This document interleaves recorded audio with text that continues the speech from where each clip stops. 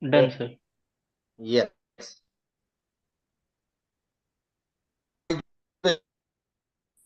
Sir.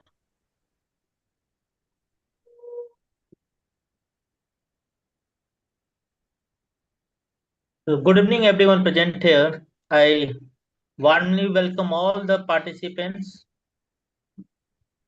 faculty members, students, research scholars present here for today's the round session, roundtable discussion on the topic of biofilm. So thank you all for the joining today's session, and your presence and participants means a lot to us. And I look forward to an engaging exchange of ideas, experiences, and research, and your research experience from all of you. So let me introduce the topic first. So it is pleasure to be here today to talk about or to discuss about something that is often invisible to the naked eye, but incredibly powerful and impactful in both the nature and human life. And we all know that is the biofilm. So biofilm is a structured community of microorganisms. So most of the bacteria that stick to each other and to surface using a self-produced sticky matrix of the polysaccharides, proteins, and DNA, and they can form on almost any surface from rocks in river to the inside of our bodies and even the industrial pipelines and the medical devices. So in nature, then the question is why do microbes form the biofilm? So in nature, survival is all about the teamwork we know. So microbes from the biofilms to protect themselves when they are inside this slimy matrix. They are shielded from the environmental stress, antibiotics, disinfectant, and even they shield itself from the immune system. So it's just like the building a microbial means shielding or protecting layer we can say. And we all know that the formation of biofilm means takes place in the five stages, that is the initial attachment, then irreversible attachment, maturation, and then the dispersion. And now the current research and the solutions are that most of the scientists or researchers are working on the antibiofilm agent in the nanoparticle that used to penetrate the biofilm and the deliver drugs more effectively, and also the quorum sensing inhibitor, because we know that the formation of the biofilm is regulated by the quorum sensing, means it's a quorum sensing associated phenomenon. So these biofilms are the fascinating, and they teach us that even the smallest organism can form the complex, cooperative, and highly resilient system. So the challenge, biofilm challenges, the protect us, and sometimes even save us. So the more we study them, the more we uncover about the unseen side of the life. So thank you everyone for joining today. So let's continue exploring and collaborating. So I request all the participants, faculty members, students, and the research scholars, just write your name and designation in the chat box so that we can connect with each other.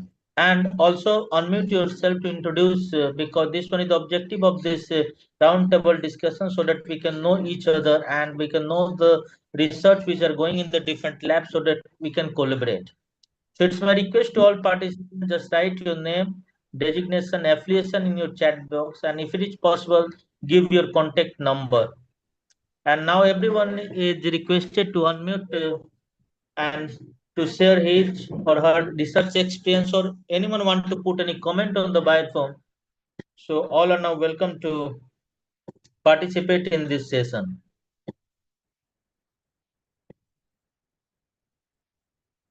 Hello, am I audible to all of you? Hello, sir. This is Neelam Kungwani from Gujarat Biotechnology University. So basically, I'm the somebody who is working on the biofilm since 2010.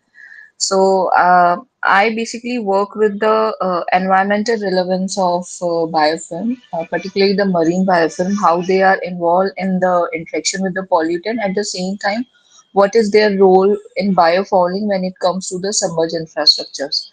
So it's been a couple of years when I indulged myself into the antimicrobial resistance mechanism within the biofilm, and I particularly focus, like, lot of work have been done on the antimicrobial resistance in the biofilm, but most of them usually targets the quorum sensing. Now, the key is when we look into certain bacteria, quorum sensing is something some of the organism doesn't have only one quorum sensing mechanism, but the thing is they do have a multiple quorum sensing mechanism. So if we target the quorum sensing and we only target a single quorum sensing mechanism, it might be possible that we won't be able to control them. Apart from quorum sensing, there are certain viable unculturable cells and the persister cells within the biofilm which can survive even under the antimicrobial stress, or they have a certain mechanism to even escape the quorum quenchers, and which may give rise to the persister cell or antimicrobial resistance in the future. I just want to know your opinion that how do you think that the targeting quorum sensing only to eliminate biofilm on the biotic surface or the infectious surface is useful, or we need the multiple approaches to address the problem of biofilm? You want to know my opinion, madam? Yes, sir. So in my opinion, it's means required to means go for the different approaches, because as we have already mentioned that the support for the pseudomonas, they have the three means different quorum sensing means systems. So it's better to go for the different approaches to target the biofilm, because if you target only the quorum sensing, so means few bacteria, it will be difficult to target the biofilm. But in Pseudomonas, we can take an example that here we can target the biofilm only by targeting the quorum sense. In Staphylococcus, we can target it by targeting, because in this, these are well defined that how the means quorum sensing is associated with the biofilm formation. And what about the biofilm associated gene cluster? Like Pseudomonas particularly have the biofilm associated gene cluster. It means that when you grow the Pseudomonas in the planktonic stage or maybe in the biofilm stage, there are more than 30% of genes which only express when it comes to the formation of biofilm. Then, Hmm. what do you think that do you think apart from quorum sensing, are there any other mechanism that initiate the biofilm, or quorum sensing came much later on when the biofilm formation established? It may be, madam, that the different means genes cluster also means associated with the biofilm formation, because I have worked with that Chromobacterium violacea, and Okay, transcriptomics, what we found that almost the 19% of the genes were down regulated in the presence of, I did means experiment on the guava leaf extract. So 19% of the genes were down regulated, and okay, we also found that the several genes were not associated with the quorum sensing. Means they were also means associated with the different means metabolism, or you can say the phenomenon of the quorum biology. And also in the hmm. literature that 10% of the genes down regulated in the presence of the quorum sensing inhibitor. So obviously, we cannot say that the biofilm formation is only associated with the quorum sensing phenomenon. Different genes may be involved, but I have no means idea that what the different genes are involved, because I target only the quorum sensing genes based on the transcriptomics, and I found that the 19% of the genes were downregulated.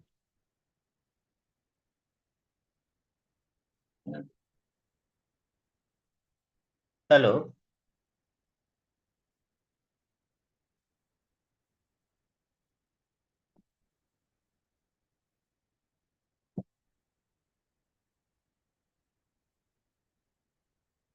hello, Dr. Nila, madam, are you there, madam? Hello,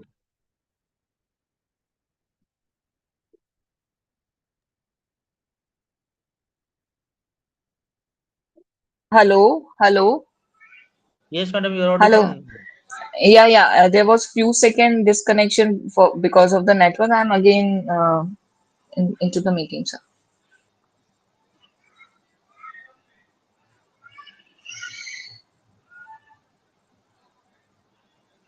Yes, madam.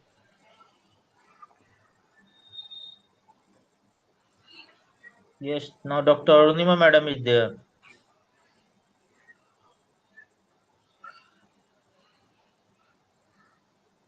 Hello. Yes, madam. Good evening, madam. Good evening. Good evening, Deshmukh sir. Good evening, Viprang sir. Good evening, everybody. So actually, this is the first time I have joined this roundtable discussion because usually Tuesdays I'm not back home from college before 9:30. So today I came home early, and this was such an interesting topic. Like I just reached home, but I thought I must join. So thank you for this topic, choosing this topic today. And I know this is very close to Viprang sir's heart to this topic of biofilm.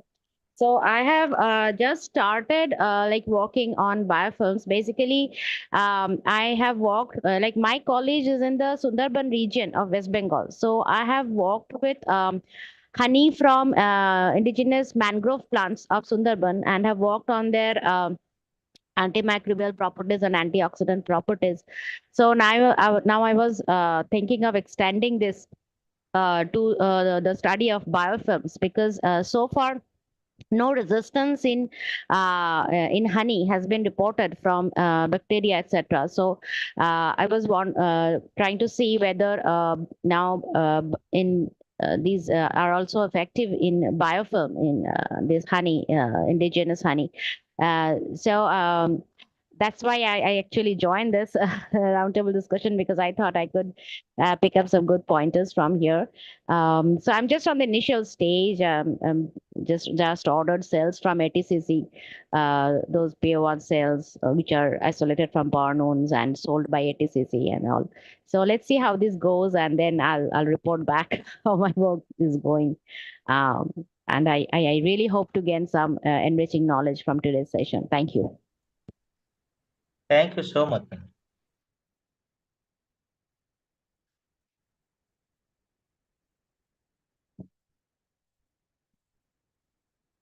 Any faculty member or scientist if want to share his or research experience, you are welcome.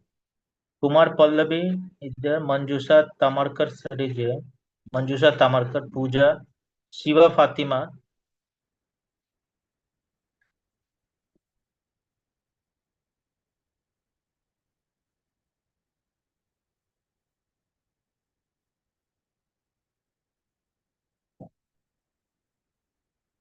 Dr. Prakash Salami sir is. Good evening, sir. Good evening, good morning. So you are in America, USA now, sir. क्या करें रोजी रोटी के लिए? Can you hear me? Yes, sir. You are audible, sir. Exactly. Just I wanted to add, of course, I could see this time very good faculty members are there joining this roundtable discussion to know or share their opinion or interact about this biofilm. And pertaining to the biofilms, we have some sort of studies, especially with reference to the inducing the biofilms when we subject the bacteria with a sublethal concentration of the antibiotics. So they actually produces the biofilm to protect themselves. And then subsequent higher concentration of antibiotics, bacteria invariably becomes resistant. So biofilm is another method of acquiring resistance to the bacteria to the lethal concentration of antibiotics, and this is actually very common when we use the antibiotics for treating any virulent microorganisms or the bacteria. you know that if there is no intrinsic resistance or if there is no antibiotic resistant genes, still they will be able to actually develop a resistance by the mechanism of a biofilm formations. And this is actually work is published in research in microbiology. Those who are interested, they can actually see this publication somewhere in 2015 from our lab, which we have evaluated in lactic acid bacteria, and especially with reference to the antibiotics, belongs to group of aminoglycoside. Now the gentamicin, kanamycins, streptomycin, tobramycin, where for these antibiotics we always see the inducible and cross resistance. But the biofilm production, to develop a resistance is the another mechanism which we have actually reported in our publications. or in our research activity. So a very important aspect. I am actually in lab now, and just now came. Yes. So I will